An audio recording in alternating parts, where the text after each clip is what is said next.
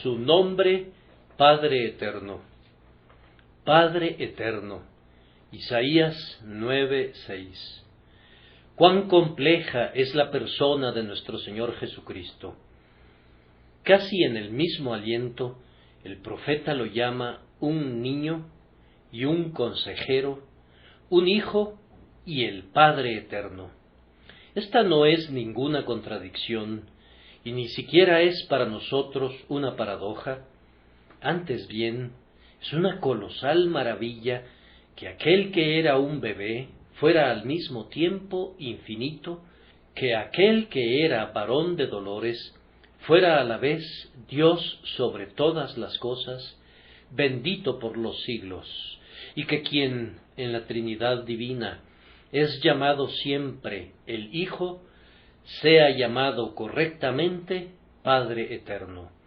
Con cuánta fuerza debería recordarnos esto la necesidad de estudiar cuidadosamente y de entender correctamente a la persona de nuestro Señor Jesucristo. No debemos suponer que lo entenderemos a primera vista.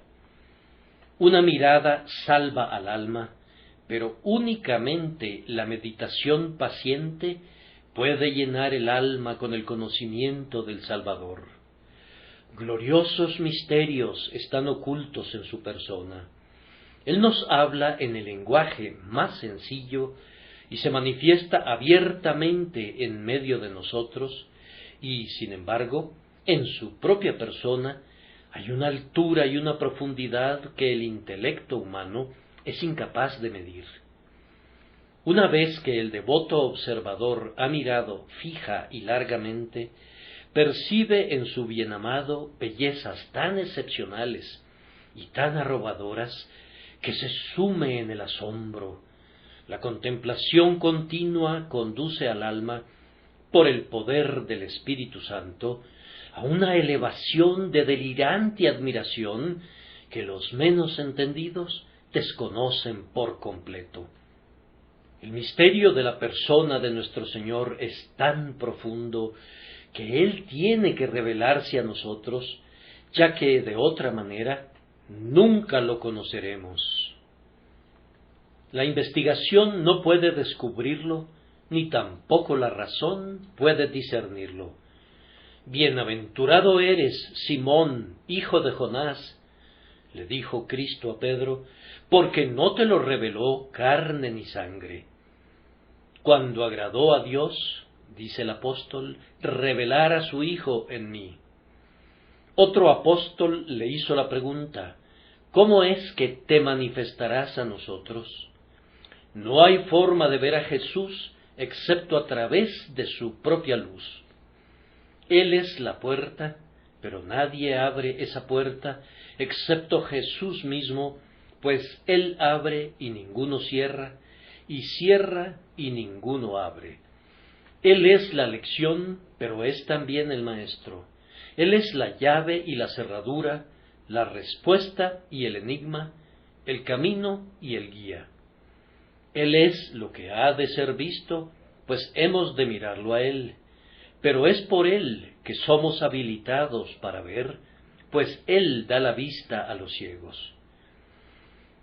Entonces, queridos amigos, si realmente deseamos entender la más excelente de todas las ciencias, la ciencia de Cristo crucificado, debemos suplicarle al Señor mismo que sea nuestro rabí y rogar que se nos permita sentarnos con María a los pies del Maestro. En nuestra oración debemos pedir que lo conozcamos, y nuestro deseo debe ser que crezcamos en la gracia y en el conocimiento de nuestro Señor y Salvador Jesucristo, pues conocerlo a Él es la vida eterna, y ser instruidos por Él es ser sabio para la salvación. El título que estamos considerando es un tanto difícil. Hace algunos años les prediqué acerca de su nombre admirable. Sentí que podía explayarme al respecto con facilidad. Avanzamos hasta llegar a consejero y luego hicimos un alto durante un tiempo. Posteriormente fuimos conducidos a predicar acerca de Dios fuerte, pero hemos tenido cierta desconfianza en cuanto a nuestra habilidad para desentrañar este título específico, pues hay en él una profundidad que no somos capaces de medir. No puedo pretender sumergirme esta mañana en los profundos abismos de la palabra, antes bien, sólo puedo examinar ligeramente la corteza, tal como la golondrina sólo pasa rozando la superficie del mar. Carezco de la plata del vasto conocimiento y del oro del pensamiento profundo, pero lo que tengo lo compartiré con ustedes. Si mi canasta no contiene nada más que un pan de cebada y unos cuantos pececillos, pido al Señor de la fiesta que multiplique el alimento al partirlo, de tal manera que haya el pan necesario para su pueblo. Es preciso observar de entrada que el Mesías no es llamado aquí Padre para evitar cualquier confusión con quien es llamado preeminentemente el Padre. El nombre propio de nuestro Señor, en cuanto a la deidad, no es el de Padre, sino el de Hijo. Procuremos evitar la confusión. El Hijo no es el Padre, ni el Padre es el Hijo, y aunque sean un solo Dios, esencial y eternamente, siendo por siempre uno e indivisible, a pesar de ello, la distinción de personas debe ser creída y observada cuidadosamente. Por la mera palabra personas no contendemos, ya que es solamente una palabra provisional, aunque no sabemos qué mejor término emplear. Pero el hecho de que el Padre no es el Hijo y el Hijo no es el Padre es de suprema importancia. Nuestro texto no tiene nada que ver con la posición y los títulos de las tres personas entre sí. No indica la relación de la deidad para consigo misma, sino la relación de Jesucristo para con nosotros. Él es, para nosotros, el Padre eterno. La luz del texto se dispersa en tres rayos. Jesús es eterno, es un Padre, es el Padre eterno. Primero, Jesucristo es eterno.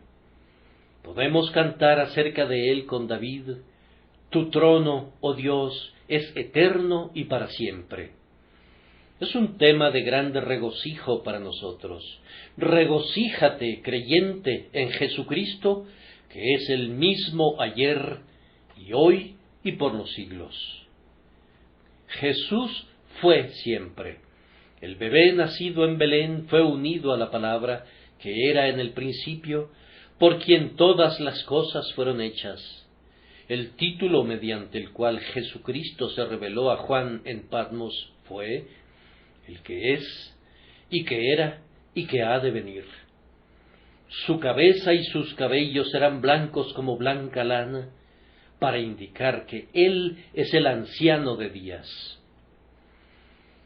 Antes que el pecado naciera o Satanás cayera, Él condujo a las huestes de las estrellas del alba. Su generación, ¿quién la contará? ¿Quién sabrá el número de tus años? En su sacerdocio, Jesús, como Melquisedec, ni tiene principio de días ni fin de vida. Su linaje es declarado así por Salomón: antes de los abismos fui engendrado, antes que fuesen las fuentes de las muchas aguas. Antes que los montes fuesen formados, antes de los collados, ya había sido yo engendrado. No había aún hecho la tierra, ni los campos, ni el principio del polvo del mundo.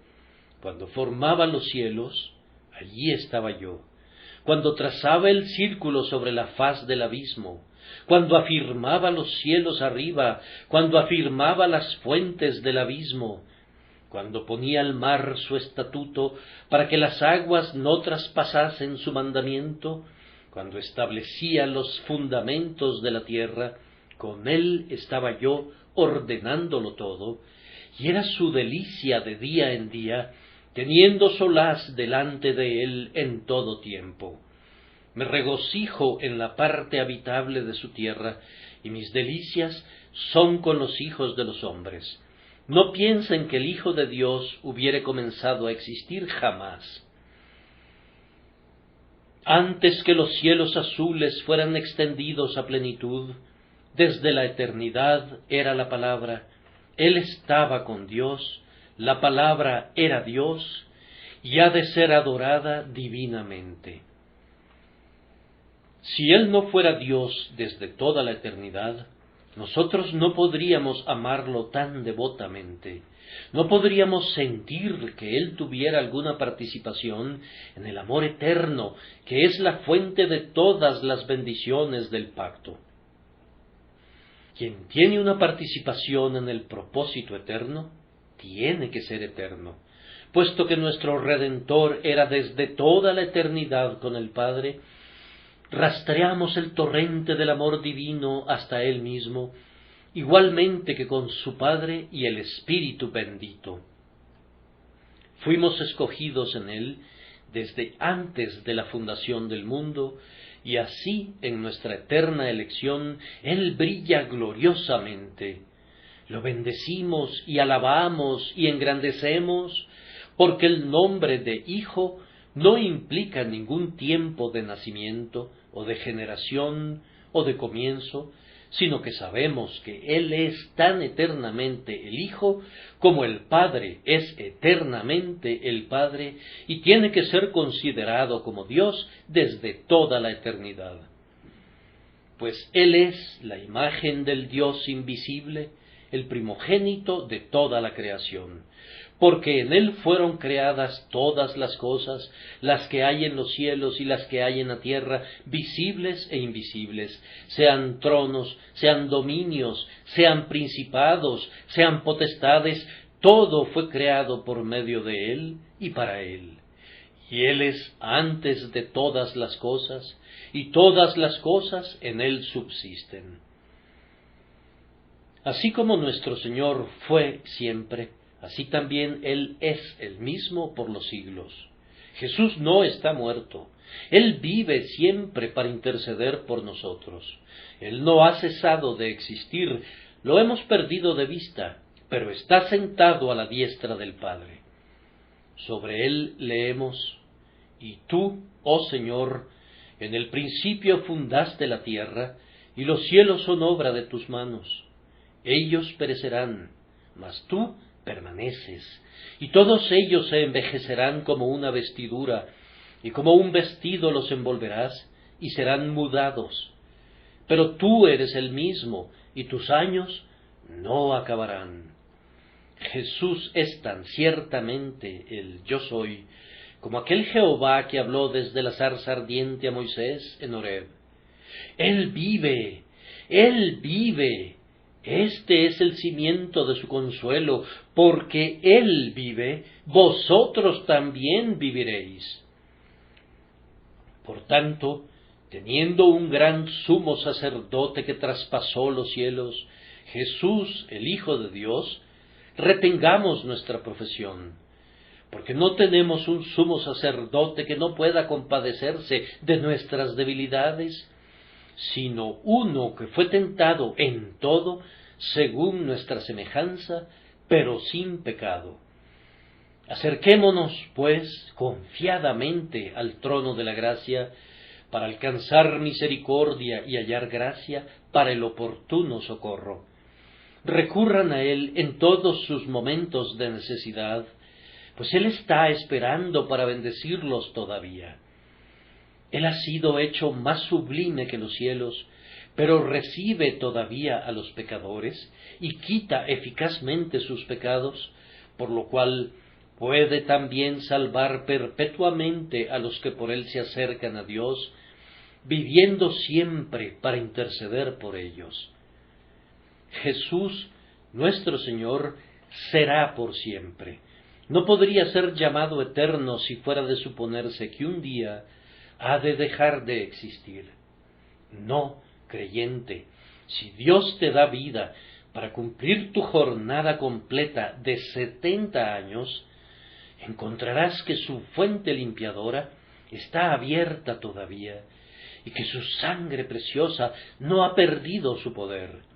Sabrás que el sacerdote que llenó la fuente sanadora con su propia sangre vive todavía para purificarte de toda iniquidad. Cuando sólo quede pendiente de librarse tu última batalla, descubrirás que la mano de tu capitán vencedor no se ha debilitado, ni su brazo se ha acortado. El Salvador viviente animará al Santo viviente. Y esto no es todo, pues cuando la muerte te haya arrebatado como un torrente de aguas, y todos los hombres de tu generación hayan caído como hierba debajo de la guadaña del segador, Jesús vivirá, y tú, arrebatado al cielo, lo encontrarás allá teniendo el rocío de su juventud. Y cuando el ojo ardiente del sol se apague con la edad, y las lámparas del cielo empalidezcan en una medianoche eterna, cuando todo este mundo se derrita como se derrite el hielo invernal ante la proximidad de la primavera, entonces descubrirás que el Señor Jesús sigue siendo todavía el perenne manantial de gozo y de vida y de gloria para su pueblo. Que puedas extraer aguas vivas de este pozo sagrado. Jesús fue siempre, siempre es y será siempre. Él es eterno en todos sus atributos, y en todos sus oficios, y en todo su poderío, y fuerza, y deseo de bendecir, consolar, guardar y coronar a su pueblo elegido. La conexión de la palabra Padre con la palabra eterno nos permite comentar cabalmente que nuestro Señor es tan eterno como el Padre, puesto que Él mismo es llamado Padre eterno, pues sin importar qué antigüedad pudiera implicar la paternidad, aquí se le atribuye a Cristo. De acuerdo a nuestros conceptos comunes, por supuesto, el Padre tiene que ser antes del Hijo, pero debemos entender que los términos usados en la Escritura para describirnos a la Deidad no pretenden ser entendidos literalmente, ni ser traducidos en su exacto sentido terrenal.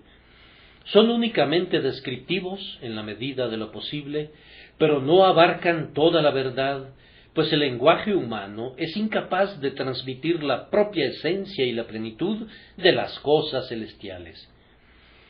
Cuando Dios condesciende a hablarles a los hombres, que sólo son como bebés delante de Él, adopta su lenguaje pueril y hace descender la altura de su pensamiento hasta la pequeñez de sus capacidades. Los bebés no tienen palabras para los pensamientos de los senadores y de los filósofos, y tales asuntos tienen que ser declarados en un lenguaje infantil, si los bebés han de entenderlos, y entonces el enunciado resulta deficiente como descripción del hecho. La relación entre el Padre y el Hijo es un ejemplo específico. No es precisamente la misma relación que hay entre un padre y un hijo terrenales, pero resulta ser la aproximación más apropiada para los hombres. Tenemos que tener cuidado de no estirar ni tensar la palabra en su letra, especialmente en aquellos puntos en que nos haría apartarnos del espíritu de la verdad. Cristo Jesús es tan eterno como el Padre, pues de lo contrario nunca habría sido llamado Padre eterno. Es costumbre de los orientales llamar a un hombre el Padre de alguna cualidad para la cual él es notable. Hasta este día, entre los árabes, un hombre sabio es llamado el Padre de la sabiduría. Un hombre muy insensato es llamado el Padre de la necedad. La cualidad predominante en el hombre es atribuida a él como si fuera su hija y él el padre de ella. Ahora, el Mesías es llamado aquí en el hebreo el Padre de la eternidad, con lo cual se quiere significar que Él es preeminentemente el poseedor de la eternidad como un atributo. Tal como el giro idiomático, el padre de la sabiduría, implica que un hombre es preeminentemente sabio, así el término Padre de la eternidad implica que Jesús es preeminentemente eterno, que a Él, más allá y por encima de todos los demás, se le atribuye la eternidad. Ningún lenguaje puede transmitir más vigorosamente a nuestras mentes la eternidad de nuestro Señor Jesús. Es más, sin forzar el lenguaje, podría decir que no únicamente la eternidad es atribuida a Cristo, sino que aquí se declara que Él es su progenitor. La imaginación no puede captar eso, pues la eternidad es algo que está más allá de nosotros. Sin embargo, si la eternidad pareciera ser algo que no puede tener progenitor, debe recordarse que Jesús es tan cierta y esencialmente eterno, que Él es descrito aquí como la fuente y el Padre de la eternidad. Jesús no es el Hijo de la eternidad, sino su Padre. La eternidad no lo dio a luz desde sus poderosas entrañas, sino que Él engendró a la eternidad.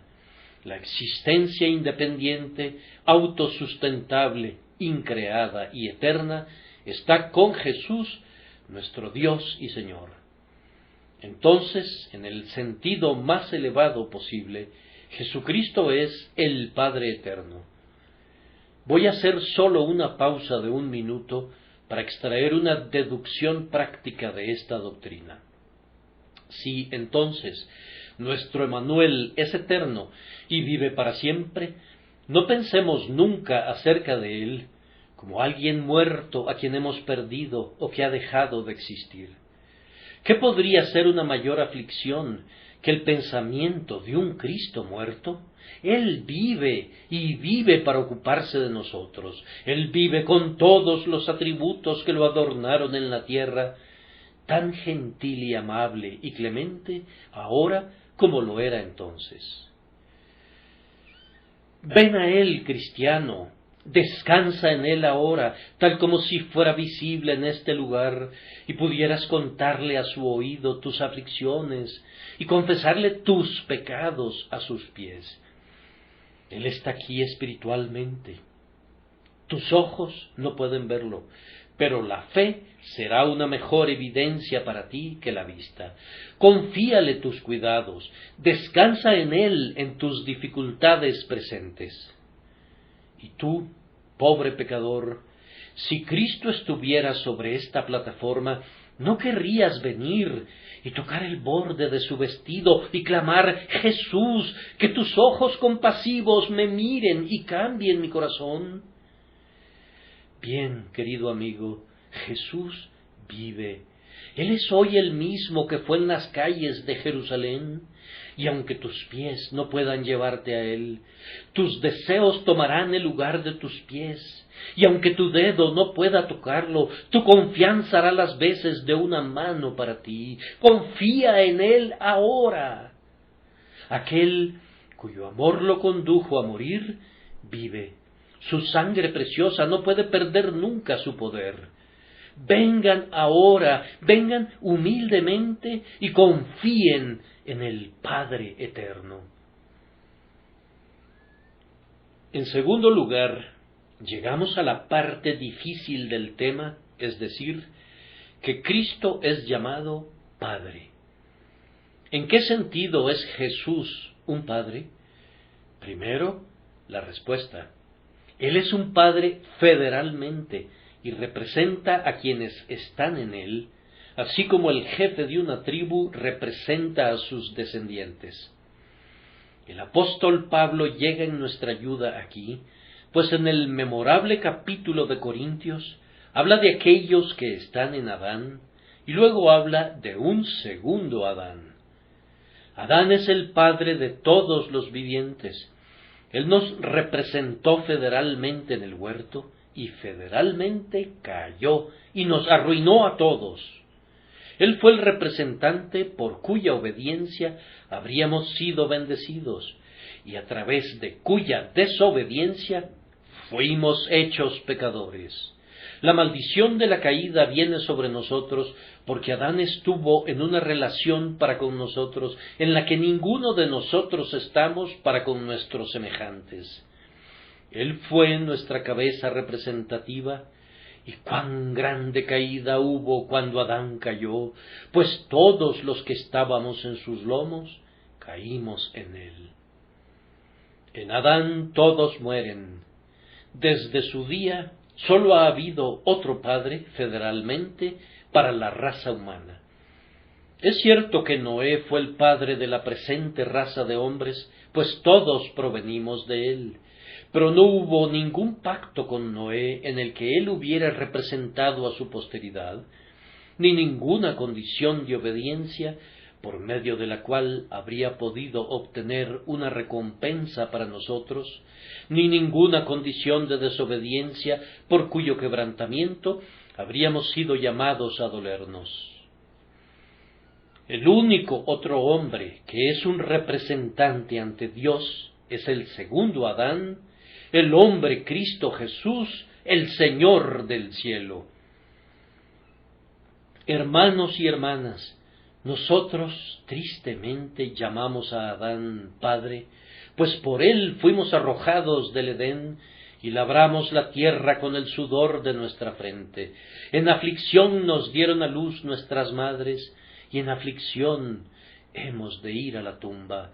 Pero quienes hemos creído en Jesús, llamamos a otro hombre Padre, es decir, al Señor Jesús, y decimos eso no tristemente, sino gozosamente, pues Él ha abierto las puertas de un mejor paraíso.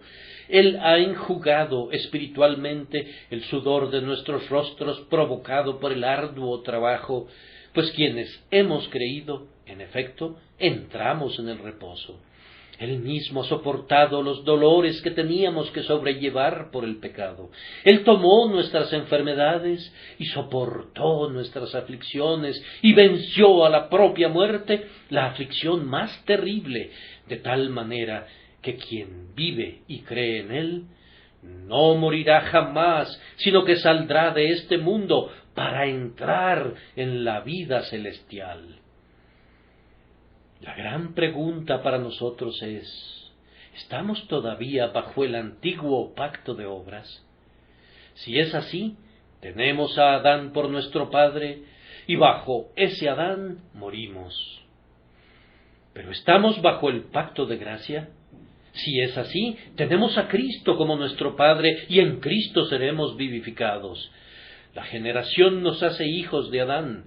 La regeneración nos reconoce como hijos de Cristo. En nuestro primer nacimiento fuimos puestos bajo la paternidad del hombre caído. En nuestro segundo nacimiento entramos bajo la paternidad del ser inocente y perfecto. En nuestra primera paternidad llevamos la imagen del hombre terrenal. En la segunda recibimos la imagen del hombre celestial. A través de nuestra relación con Adán nos hicimos corrompidos y débiles, y el cuerpo es depositado en el sepulcro en deshonra, en corrupción, en debilidad y en vergüenza. Pero cuando estamos bajo el dominio del segundo Adán, recibimos fuerza y vivificación y vida espiritual interior, y por tanto nuestro cuerpo se levanta de nuevo como simiente sembrada que se eleva para una gloriosa cosecha en la imagen del hombre celestial, con honor, con poder y felicidad y vida eterna. Entonces, en ese sentido, Cristo es llamado Padre, y en la medida en que el pacto de gracia es más antiguo que el pacto de obras, Cristo es, mientras que Adán no es, el Padre eterno.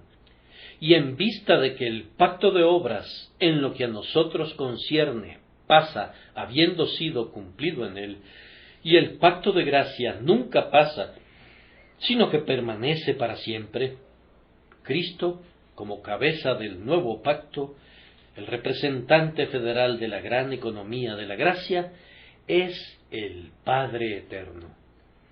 En segundo lugar, Cristo es un Padre en el sentido de un fundador. Ustedes saben, tal vez, o al menos recuerdan fácilmente que les mencioné, que los hebreos tienen la costumbre de llamar a un hombre un padre de la cosa que inventa. Por ejemplo, en el 4º capítulo de Génesis, Jubal es llamado el padre de todos los que tocan arpa y flauta. Jabal fue el padre de los que habitan en tiendas y crían ganados. No que éstos fueran literalmente los padres de tales personas, sino que fueron los inventores de sus ocupaciones.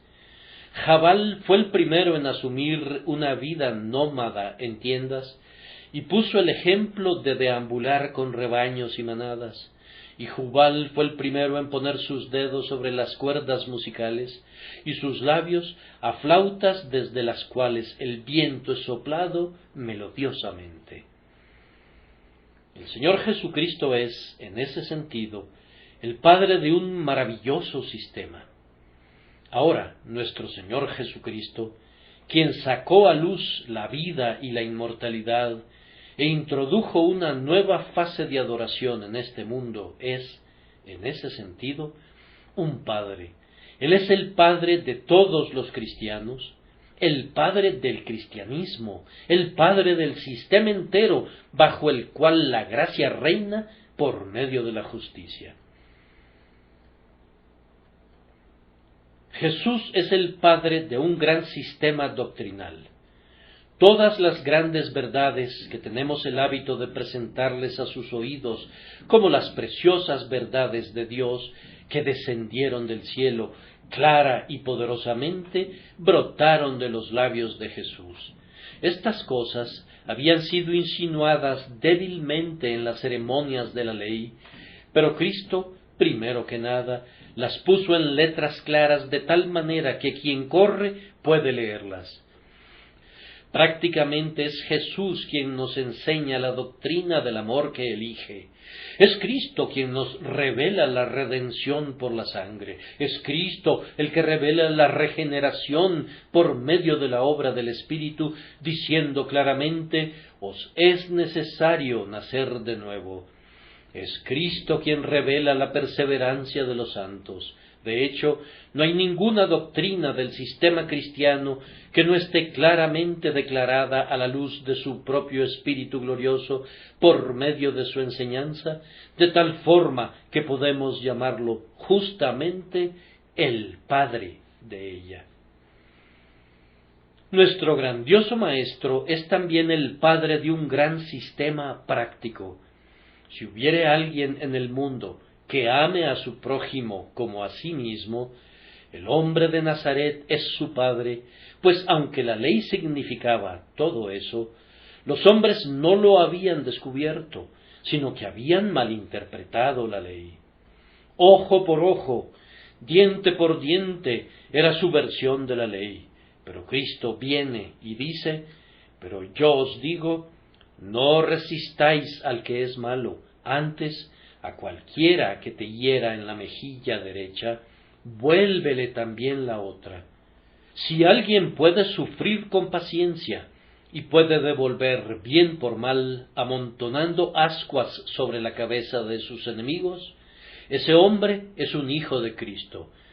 Si los hombres adoran a Dios en espíritu y no tienen ninguna confianza en la carne, si no conocen ningún lugar santo, sino que reconocen cada lugar como santo donde se encuentre un santo, ellos son los verdaderos hijos de Cristo, pues Él dijo: los que le adoran en espíritu y en verdad es necesario que adoren.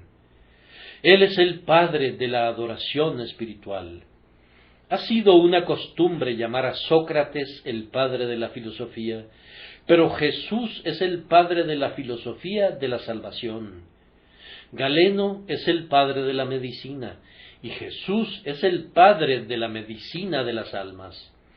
Heródoto es el padre de la historia, pero Jesús es el Padre del cielo en la tierra. Él es el Padre del vivir desinteresado, del verdadero amor a los hombres. Él es el Padre del perdonar a los propios enemigos. Es el Padre, de hecho, del sistema divino de la vida cristiana. El sistema de salvación reclama a Cristo como su Padre. ¿Quién dijo: por gracia sois salvos por medio de la fe, y esto no de vosotros, pues es don de Dios?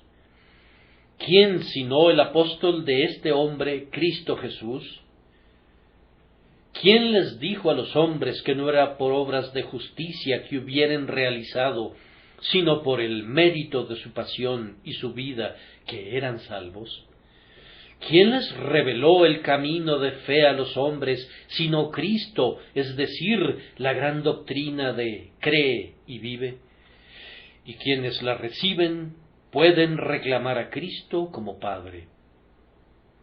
Él es el Padre de la fe cristiana, una fe, hermanos míos, que aunque ya ha hecho mucho para el mundo, pues en la vieja Roma eliminó las luchas en el Coliseo y derribó a los dioses bestiales del paganismo, y aunque está haciendo mucho por el mundo, incluso ahora, ayudando a purificar el vasto establo de augías de la humanidad, ha de hacer más todavía. Ha de eliminar la guerra, ha de destruir el error y ha de regenerar a la raza humana. El Padre de este sistema purificador, que es doctrinal y práctico, y que ha obrado ya los mejores resultados para los hombres, es el Señor Jesús, y puesto que fue ideado desde tiempos antiguos, y será prolongado en tanto que el mundo permanezca, Él es llamado el Padre Eterno. Ahora, hay un tercer significado. El profeta pudiera no haberlo entendido así, pero nosotros así lo recibimos, que Jesús es, en tercer lugar, un Padre en el gran sentido de dador de vida. Ese es el principal sentido de Padre para la mente común. Somos llamados a este mundo a través de nuestros padres. Ahora, es por Cristo que hay una comunicación de energía divina para el alma. Es a través de Él, a través de su enseñanza, a través del Espíritu que Él ha dado, a través de la sangre que ha derramado, que la vida es otorgada a quienes estaban muertos en delitos y pecados. Aquel que se sienta en el trono dice: he aquí, yo hago nuevas todas las cosas. De modo que si alguno está en Cristo, nueva criatura es, las cosas viejas pasaron, he aquí, todas son hechas nuevas. Y este es el testimonio que Dios nos ha dado, vida eterna, y esta vida está en su Hijo. Porque como el Padre levanta a los muertos y les da vida, así también el Hijo a los que quiere da vida. De cierto os digo, viene la hora, y ahora es, cuando los muertos oirán la voz del Hijo de Dios, y los que la oyeren vivirán. Porque como el Padre tiene vida en sí mismo, así también ha dado al Hijo el tener vida en sí mismo. Nosotros sabemos que por medio de Jesucristo nos es dada la vida. En Él estaba la vida, y la vida era la luz de los hombres. Él da el agua viva y luego es en nosotros una fuente de agua que salta para vida eterna. Él es ese grano vivo de trigo que arrojamos en el suelo para que muera, para que no se quede solo, sino que se convierta en una raíz que dé fruto, ese fruto que somos nosotros ahora, recibiendo la vida de Él, como el tallo recibe la vida de la semilla de la cual brotó. Jesús es nuestro Padre en ese sentido. Es el Espíritu de Dios quien vivifica operativamente al alma y nos hace vivir, pero el Evangelio de Jesucristo es el conducto a través del cual obra el Espíritu, y Jesucristo es la vida verdadera para nosotros. Recibiendo a Cristo, recibimos la vida, y sin Él no podemos tener vida. El que tiene al Hijo, tiene la vida. El que no tiene al Hijo no verá la vida, sino que la ira de Dios está sobre él. Así como a través de la energía de Adán este vasto mundo es poblado hasta que collado y valle quedan cubiertos con una pululante población, así, a través de la energía vital de nuestro Señor Jesucristo, los llanos del cielo y las colinas celestiales serán poblados por una multitud que nadie puede contar. De cada dominio y pueblo, de toda lengua, bronceados por los calores de la zona tórrida o congelados en medio de las escarchas del frígido norte, Cristo encontrará a un pueblo al cual otorgará su vivificación, y vivirán por medio de la energía de su espíritu, y Él será su Padre eterno. Es en este sentido, debido a que esa vida es eterna y nunca puede extinguirse, que Jesucristo es llamado el Padre eterno. Todo en nuestro interior llama a Cristo Padre. Él es el autor y consumador de nuestra fe. Si lo amamos, es porque Él nos amó primero. Si soportamos pacientemente, es por considerar a aquel que sufrió tal contradicción de pecadores contra sí mismo. Él es quien riega y sustenta todas nuestras gracias. Podemos decir respecto a Él: todas mis fuentes están en ti. El Espíritu nos trae el agua de este pozo de Belén, pero Jesús es el pozo mismo. Brota, oh pozo, brota, oh pozo. Divino Padre, bendito Jesús, demuestra tu paternidad, reviviendo otra vez nuestras almas esta mañana de acuerdo a tu palabra. En cuarto lugar, no creo que hayamos llegado al fondo de este título de Padre Eterno. El término implica que Jesucristo ha de ser en el futuro el patriarca de una era. Muchos traductores traducen el pasaje el Padre de la era futura. Así lo entiende Pope en su famoso poema del Mesías y lo llama el prometido Padre de la era futura.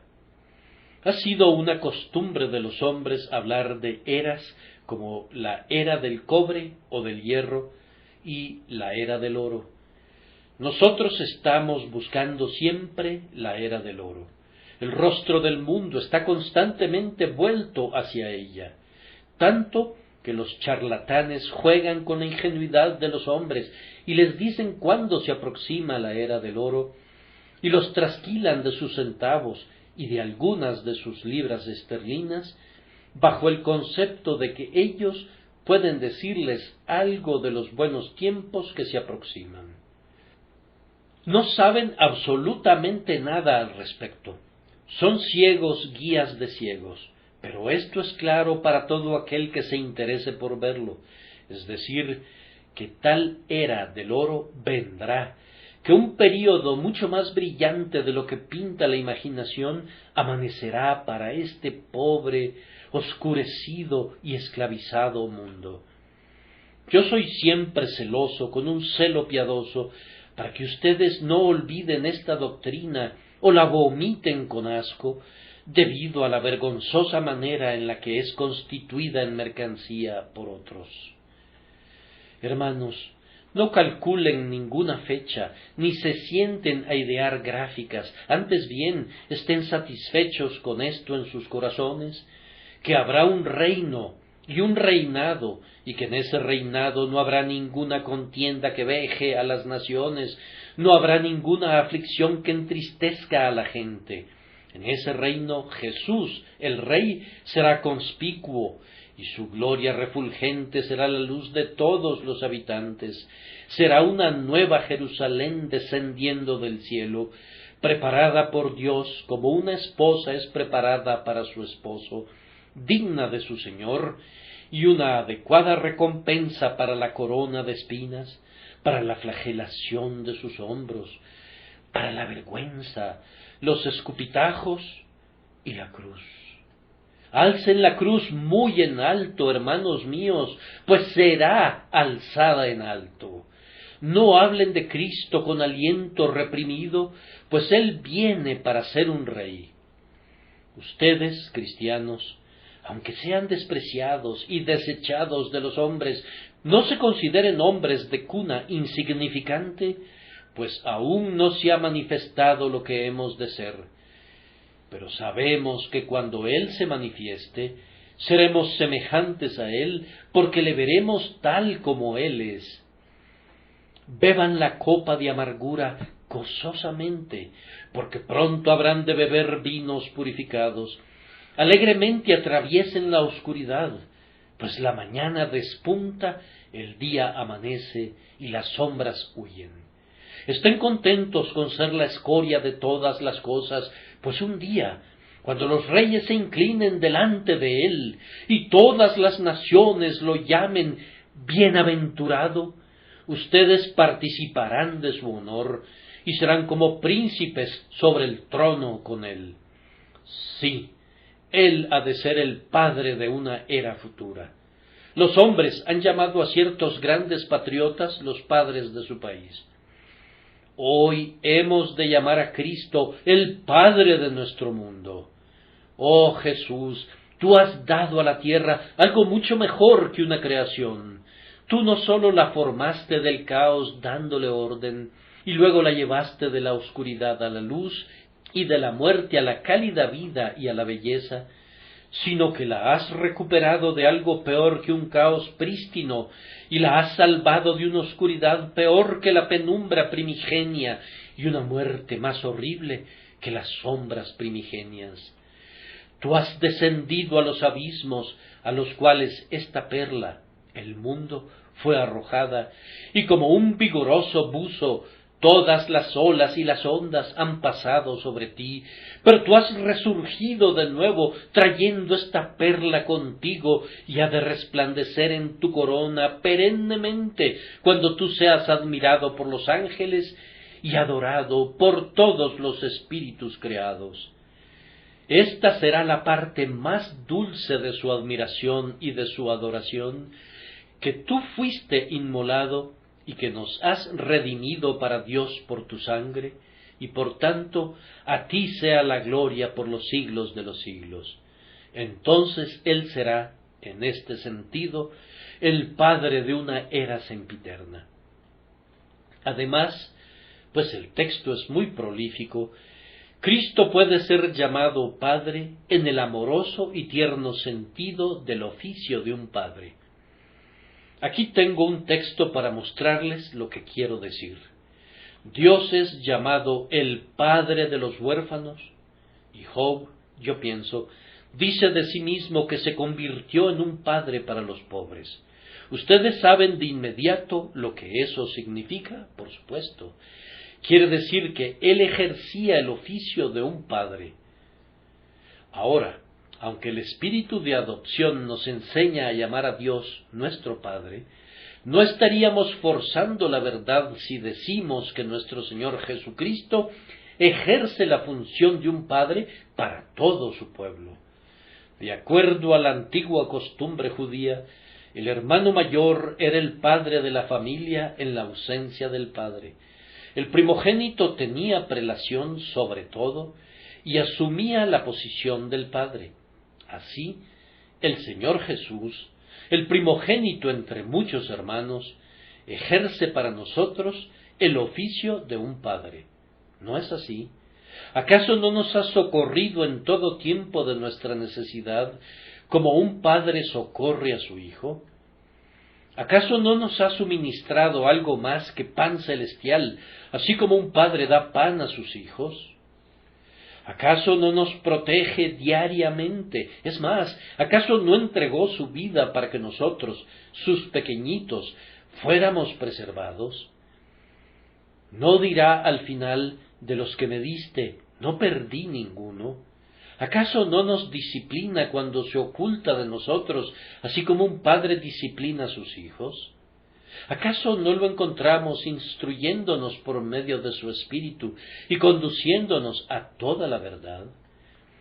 No nos ha dicho que no llamemos a nadie Padre en la tierra, en el sentido que Él ha de ser nuestro verdadero guía e instructor, y nosotros hemos de sentarnos a sus pies y reconocerlo como nuestro rabí y nuestro maestro con autoridad. ¿No es Él la cabeza del hogar para nosotros en la tierra, permaneciendo con nosotros? ¿Y acaso no ha dicho, no os dejaré huérfanos, vendré a vosotros? Su venida es la venida de un padre. Entonces, si Él es un padre, ¿acaso no le honraremos? Si Él es la cabeza del hogar, ¿no le rendiremos obediencia y no diremos en nuestros corazones, otros señores han tenido dominio sobre nosotros, pero a partir de ahora, a ti, Padre eterno, rendiremos reverencia? Si Él es en todos estos sentidos el Padre eterno, entonces adorémosle y reconozcamos su derecho, toda gloria y poder, y sabiduría y grandeza, toda honra y bendición, con los ángeles arriba, y gracias incesantes por el infinito amor. Por último, sopesamos las palabras Padre eterno. Ya les he explicado lo que eso significa.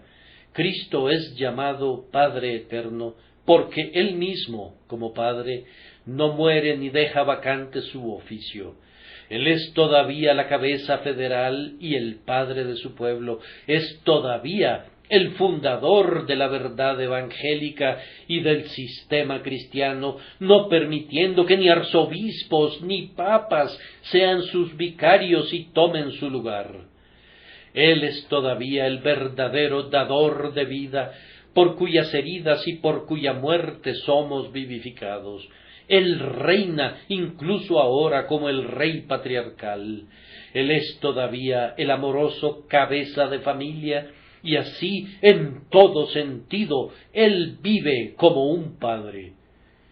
Pero aquí tenemos un dulce pensamiento. Él mismo nunca muere ni se queda sin hijos. Él no pierde a sus hijos. Si su iglesia pudiera perecer, no sería el padre. ¿Cómo es posible un padre sin un hijo? Y esto es lo mejor de todo, que Él es un Padre eterno para todos aquellos para quienes es un Padre del todo. Si tú has entrado en esta relación como para estar en unión con Cristo y para ser cubierto con el borde de sus vestiduras, tú eres su hijo y lo serás para siempre. No hay forma de quitarle la paternidad a Cristo, ni hay forma de quitarnos nuestra condición de hijos. Él es eternamente un Padre para quienes confían en Él, y nunca cesa de ser en ningún momento un Padre para algunos de ellos. Tal vez hayan venido con problemas esta mañana, pero Cristo es todavía su Padre. Este día podrían estar muy deprimidos en espíritu y llenos de dudas y miedos, pero un verdadero padre nunca deja de ejercer su amabilidad hacia su hijo si es un padre. Jesús tampoco deja de amarlos y de tenerles piedad. Él les ayudará. Acudan a Él y encontrarán que ese amigo amoroso es tan tierno como en los días de su carne. Él es el autor de un sistema eterno. Conforme miraba las palabras Padre eterno y pensaba en Él como el fundador de un sistema sempiterno, me dije, entonces la religión cristiana nunca desaparecerá. No es posible que la verdad según es en Jesús sea eliminada jamás si Él es el Padre eterno. Siento como si pudiera citar de nuevo al maestro Hugh Latimer, cuando, teniendo presentaciones sucesivas con Ridley, le dijo, «Ánimo, maestro Ridley, encenderemos una vela tan especial hoy en Inglaterra que nunca será apagada». Mira a Cristo allá en la cruz. Él en verdad encendió una vela tal en aquel día que nunca podrá ser apagada. Él es el Padre eterno. Él echó a rodar aquel día, por decirlo así, un copo de nieve de la verdad al morir en la cruz, y ustedes saben lo que el copo de nieve hace sobre los altos Alpes. Tal vez el ala de un pájaro lo eche a rodar, y entonces recoge a otro copo y a otro y a otro, hasta que, al descender, se convierte en una mole de nieve, y gradualmente, conforme salta de peñasco en peñasco, se vuelve más grande y más grande y más grande, hasta que las pesadas moles de hielo y nieve se apelmazan, y al final, con una terrible colisión estruendosa, la avalancha rueda hacia abajo, llena el valle y borra todo lo que encuentra.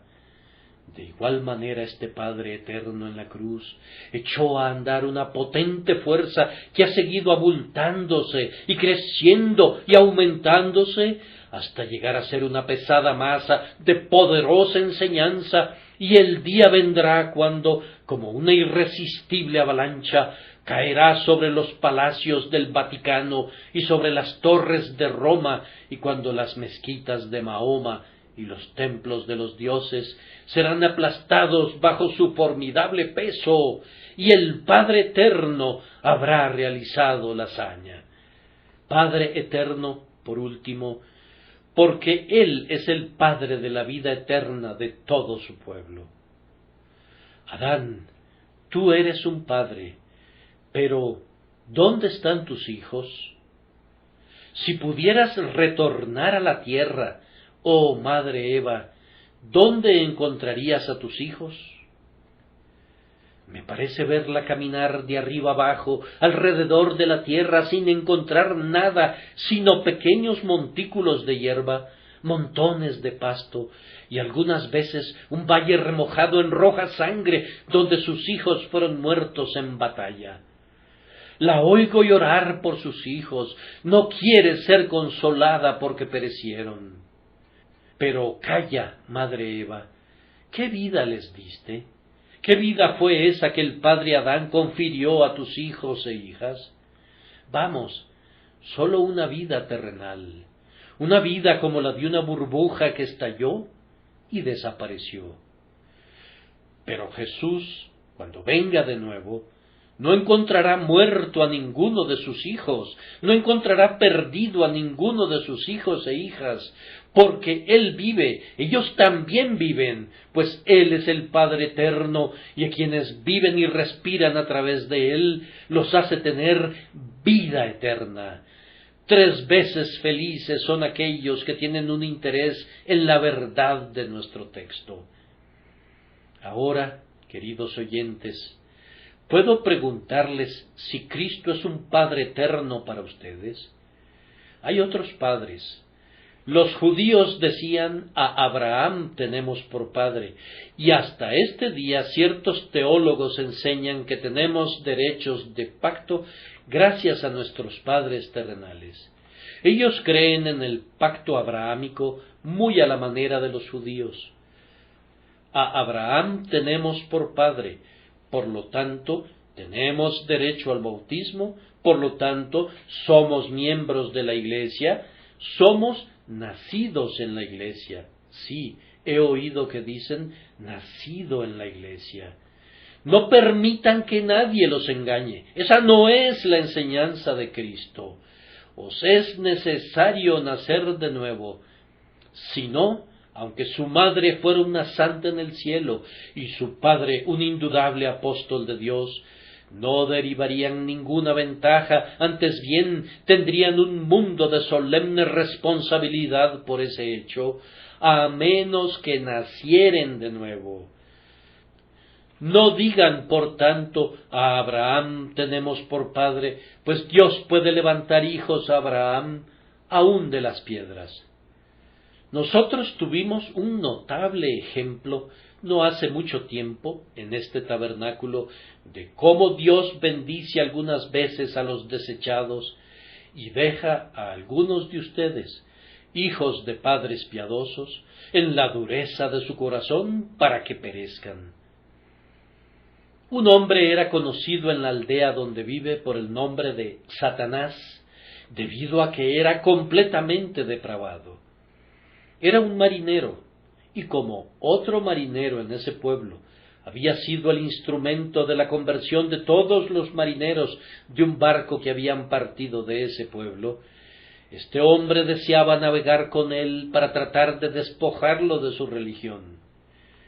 Hizo lo mejor que pudo, pero falló notablemente. Y como se dio el caso de que venían a Londres, su amigo le preguntó si quería asistir al tabernáculo. A él no le importó venir a escucharme, pues da la casualidad que yo crecí cerca del lugar donde él vivía. Este Satanás vino aquí un domingo por la mañana, cuando el texto que utilicé era sobre el asesinato del alma. Y él se sentó. Algunos de ustedes lo vieron, y lloraba, y clamaba a gran voz debido al sermón, a un nivel tan alto de quebrantamiento que sólo podía decir: la gente me está viendo, así que mejor me salgo. Pero su compañero no le permitía que saliera, y aquel hombre, a partir de aquel día, fue engendrado por el Padre Eterno y vive y camina en la verdad, siendo un creyente sincero y haciendo todo lo que puede para la divulgación del reino y siendo singularmente claro en su conocimiento doctrinal. He ahí un hombre que había sido todo lo que era posible ser en el sentido de la maldad, y sin embargo Dios se encontró con él. Y algunos de ustedes que tienen a Abraham por padre y que están emparentados con gente piadosa, se vuelven simplemente más endurecidos a pesar de toda la predicación que han oído. Que Dios tenga piedad de ustedes y los salve. No deben contentarse con la paternidad carnal, obtengan la paternidad espiritual que viene con Cristo. Algunas otras personas, tal vez, están diciendo en este día: bien, podemos confiar en nuestras buenas obras. Muy bien, entonces Adán es su padre y ustedes saben lo que les espera. Adán fue echado del paraíso y ustedes nunca serán admitidos allí. Adán perdió todas sus esperanzas y ustedes perderán las suyas. Sobre la base de la ley, ninguna carne viviente será justificada. Ay, me temo que muchas personas aquí tienen otro padre. ¿Cómo lo expresa Cristo? Vosotros sois de vuestro padre el diablo, dice, pues hacéis sus obras. No obras meramente de pecado notorio en la forma de adulterio, impureza, robo y cosas parecidas, sino que la oposición a Cristo es peculiarmente una obra del diablo, y la incredulidad en Cristo es la obra maestra del demonio. Entonces, si no confían en el Señor Jesús, no digan esta noche cuando se arrodillen junto a su cama: Padre nuestro que estás en los cielos, pues su Padre no está en el cielo, sino en el infierno. Acudan a la sangre de Jesús y pidan que puedan ser limpiados de toda iniquidad, y entonces podrán decir por medio del Padre Eterno: oh Dios, tú me has convertido en tu Hijo, y yo amo y beso tu nombre. Que Dios se agrade en darles a todos ustedes su bendición por Jesús. Amén.